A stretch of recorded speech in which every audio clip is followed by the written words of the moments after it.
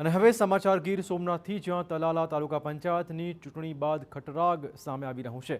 ભાજપને સત્તા મળતા આપ અને કોંગ્રેસ વચ્ચે જાણે કે ઘર્ષણ થઈ રહ્યું છે।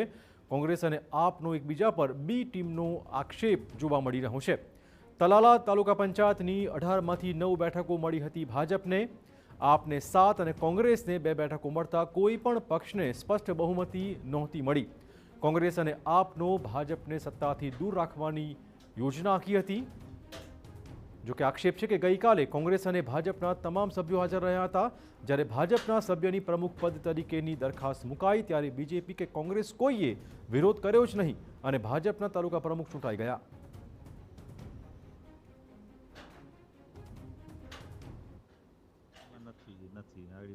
જો મહામંત્રી ઈશુદાનભાઈ ને બધાને લઈ લીધા, પણ આ એગ્રી નથી કે વિપક્ષમાં બેહો।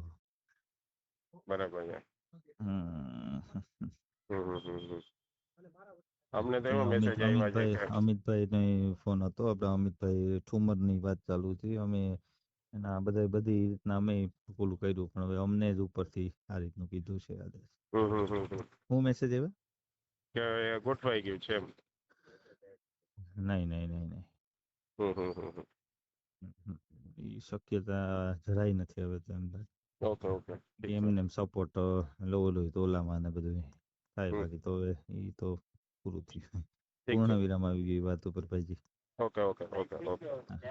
કોંગ્રેસના 2 સભ્યો હોવા છતાં એમને આમ આદમી પાર્ટીએ ઉપપ્રમુખ, કારોબારી અને ન્યાય સમિતિ આ તમામ વસ્તુઓ આપવાની બાહેંધરી આપી હોવા છતાં એમણે આમ આદમી પાર્ટીના પ્રમુખ પદના ઉમેદવારમાં સમર્થન ન આપ્યું અને બીજેપીના પ્રમુખને બેસાડવામાં ઇનડાયરેક્ટલી ક્યાંક સમર્થન આપી દીધું હોય એવું અહીંયાથી પ્રતીત થાય છે। અને એટલા માટે આખા તાલાળા અને સમગ્ર ગુજરાતની અંદર અહીંયાથી એક મેસેજ પ્રસ્થાપિત થાય છે, પ્રસ્થાપિત નહીં સાબિત થાય છે કે કોંગ્રેસ ભાજપ સાથે જોડાયેલી છે। કોંગ્રેસ ભાજપનો પ્રમુખ બેસે એમાં એને રસ છે। તો સૂત્રોની વાત માનીએ તો કોંગ્રેસ ઈચ્છતી હતી કે તાલુકા પંચાયતના પ્રમુખ તેમના બને, પરંતુ આપને તે ખટકતું હતું। આપના 7 સભ્યો હોવાથી તેમને સત્તા જોઈતી હતી। જોકે આમાં તો બાવાના 2 બગડ્યા હોય તેવો ઘાટ સર્જાયો છે। કોંગ્રેસ આપના આરોપોને ફગાવી રહ્યું છે।